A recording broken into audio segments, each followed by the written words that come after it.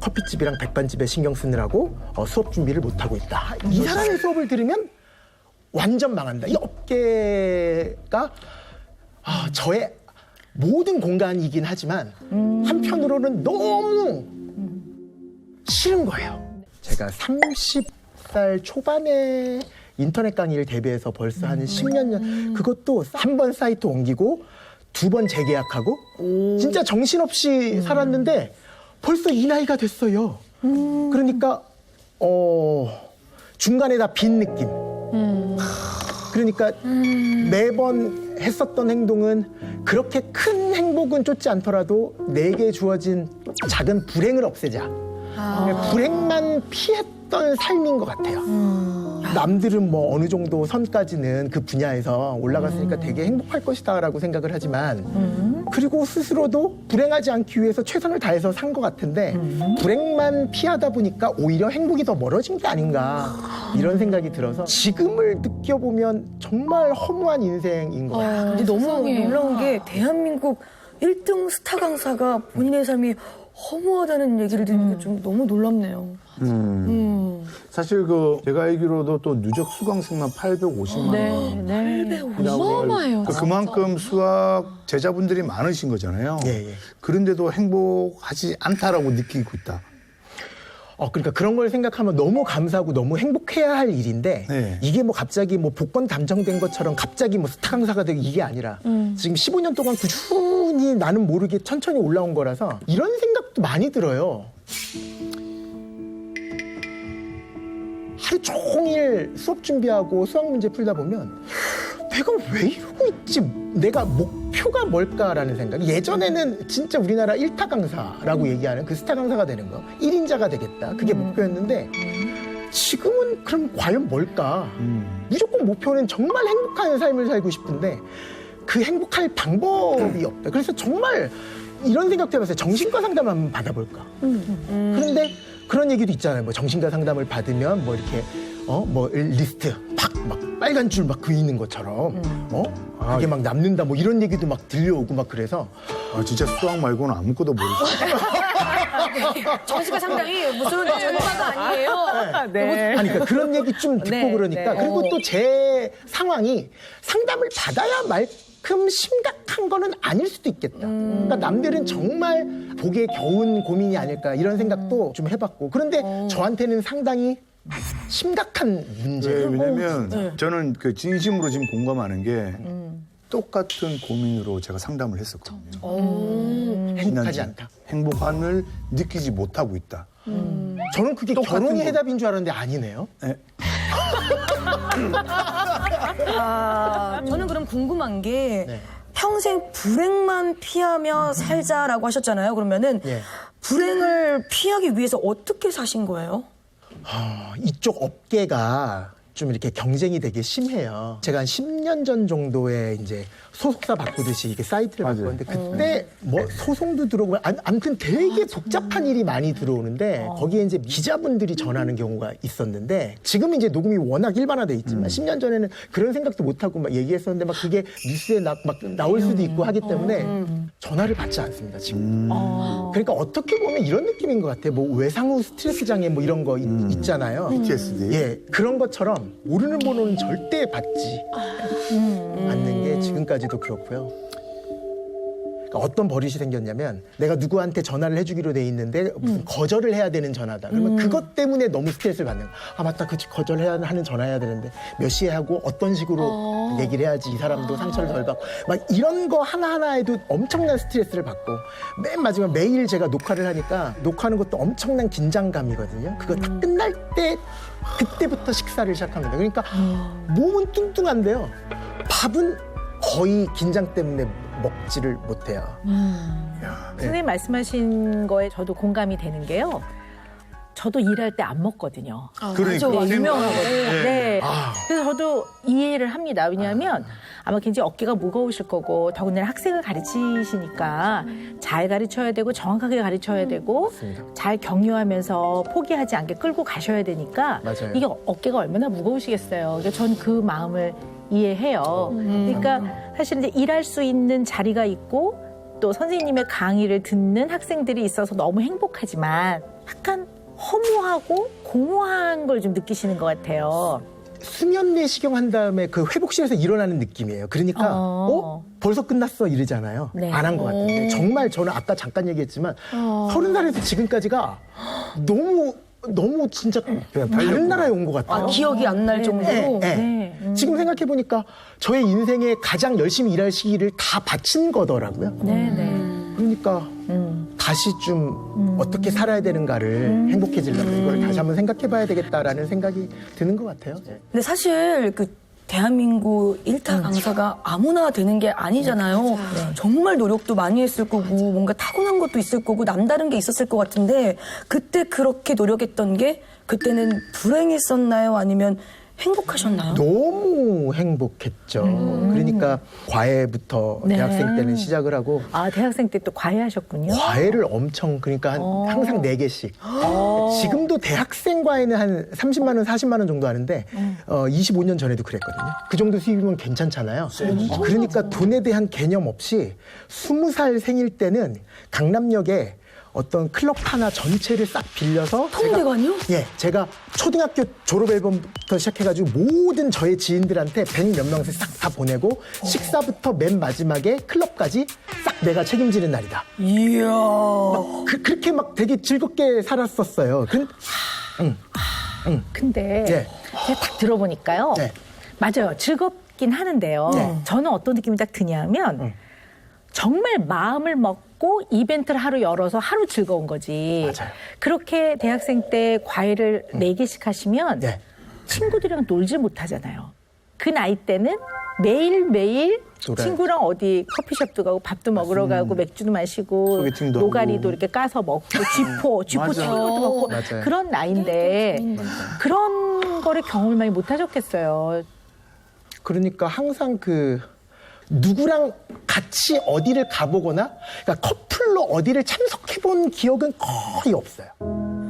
지금까지도 제가 여행 가고 싶으면 해외여행 같은 데 가고 싶으면 전 누구랑 가냐면 고등학교 동창인 친구 와이프, 딸, 나.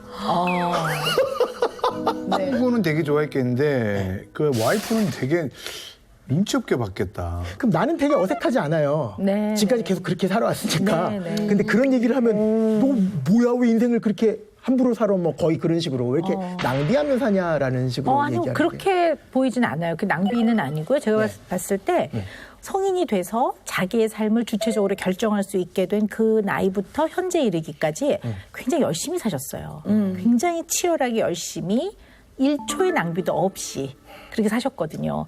그래서 어느 지점까지는 열심히 달리고 목표를 성취하기 위해서 굉장히 열심히 사셨거든요. 네. 근데 어느 순간 딱 조금 허무하다, 공허하다라고 느끼신 것 같아요. 그게 언제세요? 언제부터 그게 좀 확 이렇게 느껴지셨어요? 노안 오고요. 아, 그러니까 40대 초반. 지금으로부터 한 4년 전까지나 몸의 변화를 한 번도 느껴본 적이 없어요. 목 쉬지도 않고 어떻게 이렇게 안 아플 수가 있지 사람이? 진짜 건강하시구나. 네, 그렇게 살아왔는데 한 3, 4년 전부터 하나하나씩 고장 나는 거예요. 그러니까 눈도 지금 항상 가까운 거 휴대폰 볼 때 이러고 멀리 볼 때는 이러고 이게 좀 천천히 돌아오잖아요. 초점 같은 게 그때부터 시작해가지고 하나하나씩 지금도 여기 팔이 별로 안 좋거든요. 막 이런 게 하나하나씩 오니까 그러니까 아까 수면 내시경 깬 것 같다 그랬잖아요. 갑자기 일어나 보니까 몸이 좀 하나하나씩 좀 안 좋아지네라는 생각이 딱 들어요. 그래서 또 건강검진을 받아보면 아무런 문제는 없어요. 그런데 좀 기분상으로 그러는가 좀 이렇게 안 좋아지는 모습이 나오니까 야 아니 근데 이해가 좀 되는 게 저도 지금 여기 돋보기 이렇게 지금 갖고 왔는데요. 예. 이게 어떻게 보면 너무나 자연스러운 에이징 프로세스죠. 이게 이제 사람이 노화로 들어가는 가장 뭐 자연스러운 과정이긴 하지만 그것이 개인한테 주는 상징적인 의미가 있어요. 굉장한 상실감이 오고 이렇게 확 느끼는 거죠. 이게 내가 조금 몸이 이게 조금 이제 나이가 들어가는구나라는 걸 느끼고 그게 뭐 별겁니까 하지만 그게 개인한테 주는 상징적인 의미가 있더라고요. 아마 그거를 맞아요. 그 시점에 느끼시지 않았나 싶고요. 맞아요. 제가 좀 여쭤보고 싶은 거는 예. 선생님 혹시 뭐 건물 같은 거 혹시 그 무렵 좀 사셨어요? 우리 흔히 말하는 건물주. 그쵸. 그때 이제 제가 하는 게 스튜디오랑 또 제가 음악 좋아하니까 소극장을 홍대에다가 만들고 싶어서 그때쯤에 맞아요. 그때쯤에 만들었어요. 그러실 것 같아요. 왜냐하면 이게 이제 자수성가하는 이런 선생님 같은 유형은 어느 정도 경제적인 안정을 유지할 때까지 열심히 막 달리는 마차에 불을 지르듯이 막 야. 그렇게 살고 막 긴장을 에너지원으로 쓴단 말이에요. 막 달려라 그러고 막 하다가 이제는 어느 정도 안정이 됐구나. 이런 상태가 딱 됐을 때 너무 기쁜데 그 기쁨 뒤에 오는 석세스 디프레션이라고 해요. 성공 이후에 오는 약간의 우울감이 있어요. 그래서 이거를 너무 좋아야 되는데 약간 그 뒤에 오는 약간 이렇게 무슨 부귀영화를 바라려고 이렇게 살았나 이런 마음이 이렇게 오면서 약간의 그 공허함이 있을 수가 있거든요. 그래서 이제 그런 면도 한번 좀 잘 살펴보셔야 될 것 같아요. 예. 사람이 이제 내가 행복해라고 느끼는 쪽이 외향적인 사람들이 조금 더 높대요. 그게 왜 그런가 하고 봤더니 외향적인 사람들은 일단 밖으로 향해 있잖아요. 그러니까 사람들이 뭐 하나 궁금하고 이제 사람을 좀 만나야지만 오히려 에너지 회복이 되는 사람들이거든요. 그러니까 관계를 많이 맺고 그다음에 새로운 자극을 찾아서 밖으로 많이 나가다 보니까 물론 좋지 않은 것도 경험하겠지만 재미있는 것도 많이 경험을 하는 거죠. 그래서 이게 이제 뭘 의미하냐면 인간이 행복하다고 느끼는 것 중에 굉장히 중요한 것이 관계란 말이에요.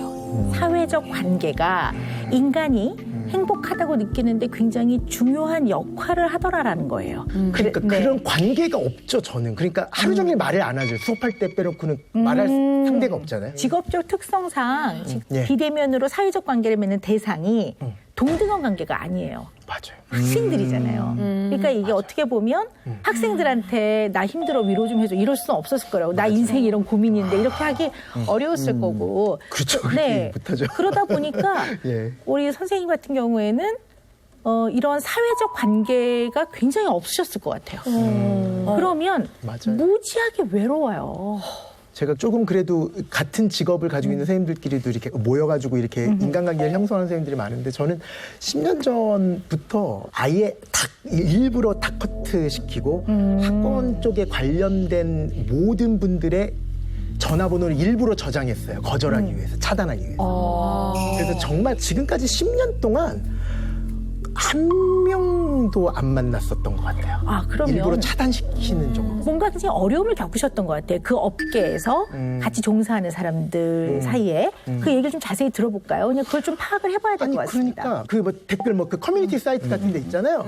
그러면 이거를 이 사람의 수업을 들으면 완전 망한다. 이 사람의 수업을 들으면 무조건 성공한다라는 거를 어떤 식으로까지 가냐면 완전 가상의 캐릭터를 만들어 놓고 믿을 수밖에 없을 만큼 얘가 나 원래 수학을 못했는데 점점 얘가 성장하는 모습을 막 보여주는 거예요. 가상이에요. 댓글 안에서. 뭐 그렇게 만들 수도 있고 그거는 그래도 좀 약간 포지티브하다고 볼 수 있지만 완전 비방성으로 막 이렇게 가는 그래서 그런 느낌 자체가 어차피 나는 이렇게 생각해요. 지금도 기업에서 또는 정치권에서도 뭐 그런 역사가 있잖아요, 우리나라에. 이게 안 없어질 것 같다라는 생각도 들긴 드는데 인터넷 실명제가 아닌 이상. 그러면 그게 네. 약간 댓글 알바 같은 그런 느낌의 그런 댓글도 받아보신 거죠? 엄청 많이 받아요. 그러니까 아예 완전 다 끊어버리고 싶은 거죠.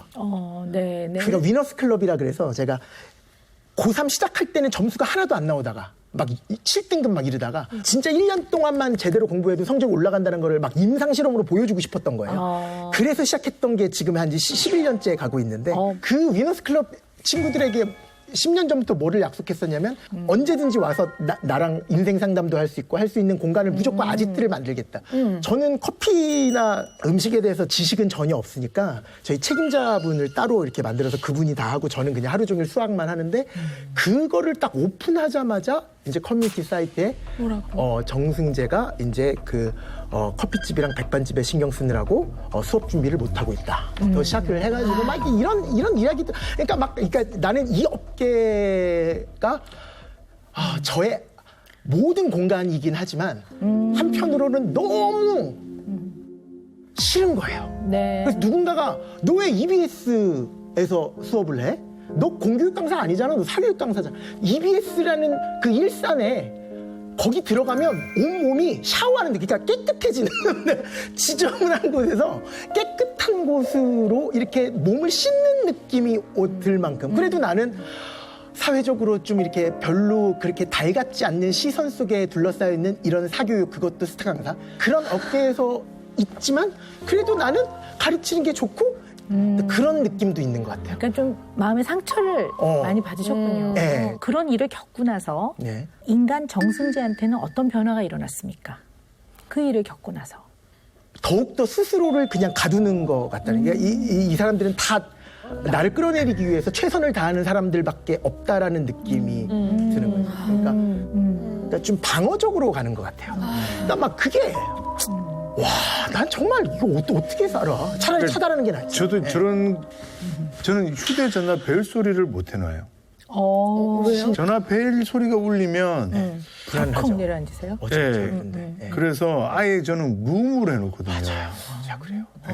이게 전화가 굉장히 두려운 이런 거를 전화 공포증이라고 해요. 그래서 콜포비아라고 하는데요. 소셜 앵자이티라고 하죠. 사회적 불안 중에 하나라고 보는 게 맞을 것 같아요. 왜냐하면 이게 전화는 귀신이 하지 않고 사람이 하니까. 그러니까 사람이 이 전화라는 도구를 사용해서 다른 사람과 사회적 관계를 맺기 위해서 전화를 하는 거니까. 그러니까 이제 선생님 같은 경우는 수학 영역에서야 승승장구고 성공을 이루셨지만 야생처럼 아주 치열한 경쟁 이런 데서 막 비방과 음모와 이런 것들이 난무했다면 사람의 관계를 편안하게 생각하기가 어렵고 신뢰하기가 굉장히 어려웠을 것 같아요. 더군다나 상처가 있었다면 사람을 신뢰하기가 쉽지 않았겠구나라는 생각이 들거든요. 근데 원래 그런 걸로 행복을 느끼는 사람인데 그 관계가 다 단절이 되고 사람 관계를 두려워하게 되니까 전화 같은 경우도 예전에 이제 경험상 전화를 받았더니 나한테 불행한 일이 생기네. 나한테 굉장히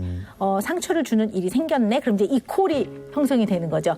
저 모르는 전화를 받는 것, 이 콜, 나한테 되게 나쁜 것. 그러니까 이제 딱 그 공식이 딱 성립이 되면서 안 받고 싶으신 거죠. 네. 이게 over generalization이라고 하는데요. 이게 과일반화가 조금 과일반화. 과도하게 일반화시키는 거라고 하는데요. 이게 예를 들면 뉴스에서 어떤 사건이 벌어졌어요. 버스를 탔더니 뭐 이런 사고가 났다. 뭐 택시를 탔더니 이런 사고가 났다. 뭐 이러면 그 다음에 이제 절대 버스를 안 탄다든가. 맞아, 그런 사람들 많아요. 이런 것들이 본인을 보호하기 위해 불안이라는 기전을 사용하지만 이 불안이 높아지면서 완전히 안전하다고 느껴지지 못하는, 담보하지 못하는 상황에 다 그것을 적용해서 과도하게 일반화를 시키는 거라고 볼 수가 있죠. 네.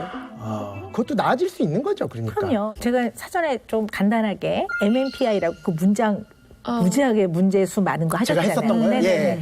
이제 그거 살펴보니까요. 예. 어떻게 우리 나오던가요? 선생님은 어떤 정말 너무 궁금해요. 너무 궁금하시죠? 네, 어떤 분이시죠? 간소리인가요? 가능성을 보는 게 우리 선생님이 뭐 그냥 검사에서 나온 것만 가지고 얘기를 좀 해보면요. 예. 굉장히 섬세한 분이시더라고요. 네, 그러니까 마음이 굉장히 섬세하고 감수성이 굉장히 높고 예술적이시고 네, 창의적이시더라고요. 그래요? 네, 그리고 여리시더라고요, 마음이. 선생님의 특성이 네. 굉장히 이렇게 정확해야 되고 또 수학을 또 전공하셨으니까 그래서 이렇게 정확해야 되는데 가장 정확하게 측정하기 어려운 게 인간이에요. 인간의 마음은 정확하게 측정하기가 어려워요. 수치가 안 나오지. 네, 수치가 안 나오는 거거든요. 그러니까 정확성이 담보가 안 될 때는 약간 걱정이 되고 불안한 것 같아요. 뭐 예를 들어서 사람들이 이렇게 미묘한 자극을 딱 준단 말이에요. 근데 그거에 또 예민도 하시고 예민하다는 게 나쁜 뜻이 아니라 굉장히 센시티브하게 놓치지 않고 잘 받아들이시는데 또 영향도 받으세요. 그런데 마음에 또 나를 싫어하나 봐 이렇게 영향도 받으시기 때문에 그러니까 같은 과 그래서 좋겠어요. 저는 쌤이랑 방송을 한 1년 반 네. 같이 했기 때문에 네. 쌤이 저에 대한 성향을 잘 알고 있죠. 네네네. 그런 아주 비슷한 면이 있으세요. 그래서 이게 어떨 때 살짝 선을 넘어가면 좀 긴장되고 불편한 거죠. 그래서 조금만 덜 하면 굉장히 좋은 장점인데 왜냐하면 둔하지 않고 배려심도 많고 남을 절대로 마음 상하지 않게 하고 이렇거든요. 그 정도까지는 조금 낮추면 참 좋을 것 같아요. 뭐 이 세상에는 그런 사람도 있고 저런 사람도 있는 거지라고 그냥 넘겨야 되는 건데 그걸 네. 가지고 너무 크게 해석도 하고 네. 내가 이렇게 살면 안 네네네. 되는가라는 생각도 막 들고 네. 내가 잘못하고 있는 걸 뭐 이런 느낌으로 네, 계속 네. 아니 근데 선생님인데 선생님이 네. 네 맞아요. 아니 맞아요. 아니 저의 얘기를 하는 건데 약간 오늘 느낌이 용하고 호랑이 싸움 같은 느낌처럼 굉장히 습득력이 빠르세요. 인지적 습득력이 굉장히 빠르신데요. 그래서 머리로는 막 알아들으셨는데 내 사람이 마음으로 생각과 마음이 좀 다른 영역이라. 그게 너무 어려워요. 네, 맞아요. 네. 맞아요. 그래서 이제 그런 걸 조금 머리로만이 아니라 마음 깊이, 그렇지. 이렇게 되면 좀 한결 좀 도움이 될 것 같은데요. 예. 초반부터 무슨 말씀을 진짜 여러 차례 수차례 하셨냐면 그래서 저 되는 건가요? 간섭인가요? 극복할 수 있는 방법은 그것도 나아질 수 있는 거죠, 그러니까. 그럼요. 집으로 계속 생각하시나 아니 되는 거예요? 어떻게 제가 되는 생각하기에는 이제 온영 쌤한테 답을. 그래서 이 문제의 답을 뭘까요? 나아질 수 있나요? 빨리 있나요? 결론 내려야 저는 어떻게 될까요? 맞네. 계속 그거를 계속 하시면서 점점점 다가가고 계세요. 지금. 이거 무릎에 앉겠어요. 근데 이제, 답을 예. 드려야 될 것 같아요. 그래야지 좀 편해지실 것 같아요. 예, 예. 숫자적으로 수치로 제가 대신할 수는 없지만 예. 원래 사람의 이런 불안은 정서 영역이잖아요. 예. 근데 이 마음을 다루는 거는 죽을 때까지 발달하거든요. 그러니까 오늘 하나를 배우면 어제보다 내일이 나아요. 그건 분명하거든요. 예, 예. 그리고 어떻게 보면 좀 편안하게 사람과 교류하고 또 이렇게 마음을 툭 터놓고 이런 경험이 굉장히 없으셨던 것 같아요. 그럼 이제 그거를 경험을 하면 경험이 쌓이면서 늘어요. 사회적 관계를 맺는 게 느는데요. 우리가 평생 태어나서 죽을 때까지 정말 밀접한 나의 정서적 안정과 안전을 제공하는 대상자는 2, 3, 4명 정도이다. 그래서 결혼을 하신 분은 배우자가 되는 것이 좀 그래도 좀 훨씬 바람직하다고 보는데 어릴 때는 부모이고요. 네. 그러나 뭐 아주 친한 친구 또 가까운 사람 사회에서 만나도 굉장히 가까워지는 경우가 있기 때문에 이런 아주 의미 있는 이제 밀접한 관계를 맺는 게 필요하실 것 같아요. 그럼 그런 걸 늘려야 되는 건가요? 그런 사람들을 좀 더. 네. 눈이 막 깜짝깜짝 늘리면 되는 건가요? 네. 근데 이제 저는 또 하나 추천하는 거는 그냥 뭐 연인이 생기셨으면 좋겠다는 생각도 하고요. 개인적으로는요. 이제 선생님께는 가까운 사람한테 네. 손편지를 써라라는 게 이제 제가 드리는 매직입니다. 손편지? 네, 손편지. 너무 부담을 갖지 마시고요. 제가 손편지 쓰라고 하는 거는 이렇게 머리에 가만히 떠올려 보면 한번 연락해봤으면 좋겠다는 사람이 있을 거란 말이에요. 그게 친구든 주변에 가까운 사람이든 선생님의 마음을 담아서 한번 써보세요. 보통 우리는 보고 싶은 사람한테 전화를 해요. 예. 그래서 야 뭐해? 야 진짜 얼굴 보고 싶다 이렇게 하는데 선생님은 콜포비아가 있으시니까 맞아요. 그거 대신에 상대한테 전하고 싶은 특히 그 마음을 뭐 엽서나 간단한 카드나 몇 명한테? 네. 네. 편지가 아니에요. 영국에서 시작된 편지가 아니고.